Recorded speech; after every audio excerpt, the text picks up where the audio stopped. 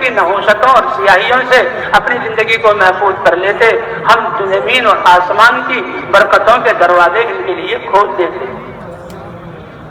اس لیے اللہ نے جب بھی انسانیت گمراہی میں پڑی، خواہشات پر چلی، مالوں پر یقین ہوا، ملکوں میں لڑائیاں ہوئیں، فوجوں نے علاقوں کو تحت کیا، مردوں نے عورتوں پر ظلم کیا، پڑوسی کا دشمن بنا، اولادیں انسان کے لیے پریشانی کا سبب ہوئی، ان سب مشکلات سے نکالنے کے لیے اللہ اپنے نبی کو اپنے دین کی دعوت دے کر بھیجتے تھے، اور انبیاء کرام خیر خواہ اور امانت دار بن کر قوموں میں اترتے تھے اور خود دعوت لے کر آتے تھے۔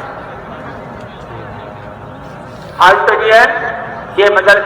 ابتدائی درجات ہیں مدرسے کے، تو بچے وہاں آئے، اور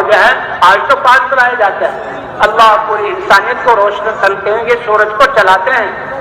اللہ آکسیجن کا انتظام کرنے کے لیے ہواؤں کو چلاتے ہیں،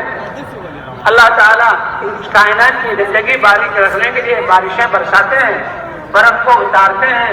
ندی نالوں دریاؤں نہروں اور جھرنوں اور چشموں سے پانی کو چلاتے ہیں۔ تو اسی طرح اس سے کہیں زیادہ دلوں کی زندگی، دلوں کا نور، ایمان کی دولت، اللہ کا دین، کیونکہ ان چیزوں کے ملنے سے تو دنیا ہی کی ضرورتیں پوری ہوں گی اور ایک وقت میں پوری ہوں گی، اور دین کی محنت سے دلوں میں زندگی ایمان کا نور۔ فرمایا اللہ کے رسول صلی اللہ علیہ وسلم نے اپنی دعوت کے کام کو ایک خوبصورت دسترخوان سے تعبیر کی کہ یہ ایک دسترخوان ہے، اس کے تحفے اللہ کی ذات پر ایمان اور دلوں کا نور ہے، جس کے تحفے اللہ کے احکام، نمازیں اور باقی اللہ کے احکام ہیں، اور جس کے تحفے اس کا مجموعہ قرآن پاک ہے کہ یہ قرآن پاک، اس میں اللہ نے زندگی کے دستور اور امت کا مقصد بتلایا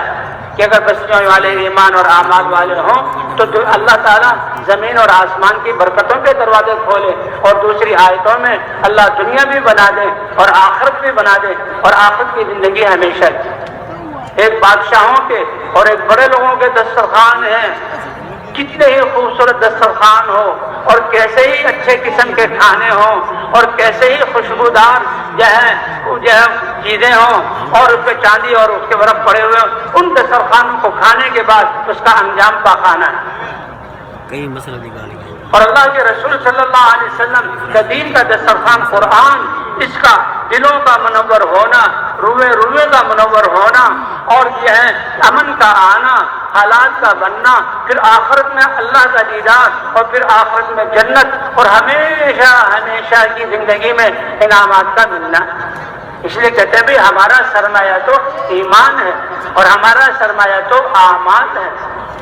اور جب سے انسان بالغ ہوا، اس کی ایمانی کیفیات اور دلوں کا یقین، اللہ کا عشق، اللہ کے رسول کی محبت اور عشق اور یہ اعمال، سارا سرمایہ انسان کے ساتھ ہے، وہ کہیں آگے پیچھے نہیں ہوتا۔ اگر یہ انسان جنگلے میں ہو تو دنیا کے جنگلوں میں یہ سرمایہ اس کی حفاظت کرے گا۔ یہ انسان سامنے دریا آ جائے تو اسی سرمایے سے یہ پار ہوں گے، اسی سرمایے کی وجہ سے زمین کو زلزلہ آئے تو اسی سرمایے کے زمین کو روک سکتے ہیں، اسی سرمایے پر اس کی موت مبارک ہوگی، اور اسی سرمایے پر قبر اس کے لیے کھلی بنے گی، اور اسی سرمایے کو لے کر یہ قیامت میں حاضر ہوگا۔ تو جو نور دلوں میں دنیا میں تھا، وہ نور اس کے روا نور والا تھا، وہ اس کے چہرے سے، بعض لوگ ایسے کہ سورج کی روشنی سے زیادہ ان کے چہرے منور ہوں گے، 14ویں چاند کی روشنی سے زیادہ ان کے چہرے منور ہوں گے، چمکدار ستارے سے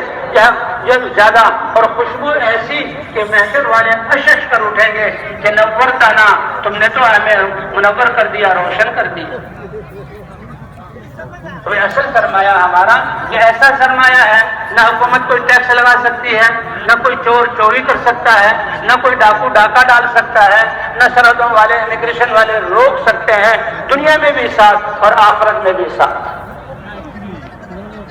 یہ ایمان اور اعمال، اور پھر یہ مشین ہے، انسان اپنے کارخانوں کو نہیں لے جا سکتے اپنے ساتھ، لیکن اعمال کی مشین جہاں ہو، جس جگہ پر بھی ہو، جن حالات میں ہو، عمل کرو اور اللہ سے مانگو۔ 4 واقعات ہیں تاریخ کے کہ صحابہ کرام اللہ کا پیغام لے کر نکلے تو ایک جگہ بحرین کا سمندر آ گیا، ایک جگہ دریائے آمو آ گیا، ایک جگہ دریا دجلہ اور فرات آ گیا اور یہ سمندر ٹھاٹھے مارتا ہوا اور دریا موجیں مارتے ہوئے، لیکن مسلمانوں کے دلوں میں ذرہ برابر کھٹکا اور شک اور تردد اور پریشانی نہیں۔ ان کو یقین ہے اللہ ہمارے ساتھ ہے، ہم اللہ کا پیغام لے کر جا رہے ہیں۔ اس لیے تاریخ نے یہ بتایا کہ 4 موقعوں پر، اور بھی موقع ہیں کہ مسلمانوں نے اپنے گھوڑے اور سواریاں سمندروں اور دریاؤں میں ڈال دیے اور وہ اس پر ایسا چلے جیسے چٹانوں پر چلتے ہیں۔ جب دریاؤں کو پار کیا تو کھر پر بھی ترینی لگی ہوئی تھی کہ یہ پانی سے نکل کر آئے ہیں۔ اللہ نے ایسا معاملہ کیا۔ علی الحضرمی، وہ اللہ کے راستے میں، ان کے پاس کوئی جو ہے توشے دان ہوتے تھے، گاڑیاں اور ڈگیاں ہوتی تھی، ان کے جیبوں میں پیسے ہوتے تھے، راستوں میں کوئی ہوٹل اور آبادیاں ہوتی تھی، وہ اللہ پر بھروسہ کر کے نکلتے تھے۔ سفر مہینے، 1.5 مہینے، 2 مہینے کا ہے، تھوڑے سے روٹی کے ٹکڑے کتنے دن کام آئیں گے؟ کسی کے گھر تھوڑا سا ستو کتنے دن کام آئے گا؟ اور پانی کا مشکیزہ کہاں راستے میں دریا اور جو ہے ہمیں جو ہے وہ کیا مشینیں اور کنویں ملیں گے؟ لیکن اللہ کی مدد ساتھ ہے اور اللہ کے خزانے ساتھ ہیں، اس پر بھروسہ کر کے نکلتے تھے۔